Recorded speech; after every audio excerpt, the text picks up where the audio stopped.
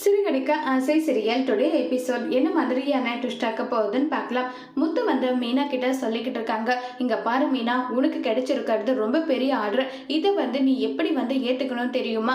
யார் என்ன சொன்னாலும், வீட்டுல எந்த வேலை சொன்னாலும் அதை எதுவுமே நீ செய்யக்கூடாது. உன் வேலையில மட்டும்தான் உனக்கு கவனம் இருக்கணும்னு சொல்லிட்டு எல்லாம் பேசிக்கிட்டு இருக்காங்க. இதை கேட்டதுமே வந்து ரொம்பவே பயங்கரமா கோபப்பட்டு ஏன் இப்படி எல்லாம் பேசிட்டு இருக்கா சொல்லிட்டு கேட்டுட்டு இருக்காங்க. ஆமா, என்னுடைய ஒய்ஃபு கிட்ட வந்து நீங்க நடந்துக்கிற விதத்தை தானே சொல்லிட்டு இருக்கேன்னு சொல்லிட்டு எல்லாருமே ஆல் தி பெஸ்ட் சொல்லிட்டு இருக்காங்க. ஸ்ருதியும் சொல்றாங்க. உடனே ரோகிணி ஸ்ருதிக்கு மீனாவுக்கு இவ்வளோ பெரிய ஆர்டர் கிடைச்சதை நினைச்சு நீங்க போராமப்படுறீங்களேன்னு சொல்லி ஸ்ருதி கேட்குறாங்க. உடனே ஸ்ருதி, எனக்கு அப்படிப்பட்ட எண்ணெல்லாம் கிடையாது.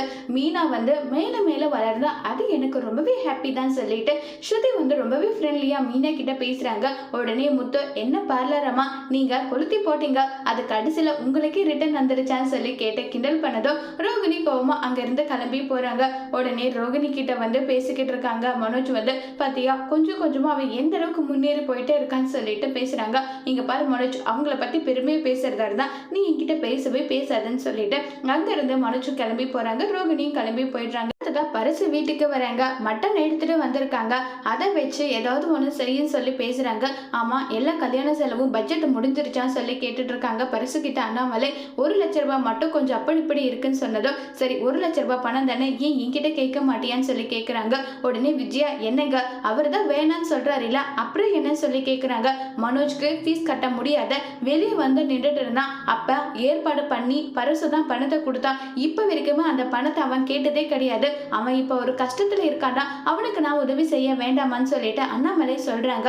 இவரெல்லாம் நான் சொன்ன எங்க கேட்க போறாருன்னு சொல்லிட்டு கோவமா அங்க இருந்து விஜய் கிளம்பி போயிடுறாங்க. இப்ப செல்வம் முத்துக்கிட்ட வந்து வெளிநாட்டு பார்ட்டிக்கு வந்திருக்காங்கடா, வெளிநாட்டு கோவில மட்டும் வந்து கேட்கணும்னு சொல்றாங்க. அதனால அவங்க கிட்ட பேசணும். ஆனா அவங்களுக்கு இங்கிலீஷ் மட்டும் தானே தெரியும். டே, இங்கிலீஷ் எல்லாம் ஒரு பிரச்சனையா, இங்கிலீஷ் எப்படி பேசுறேன்னு நான் பாருன்னு சொல்லி முத்து பேசுறாங்க.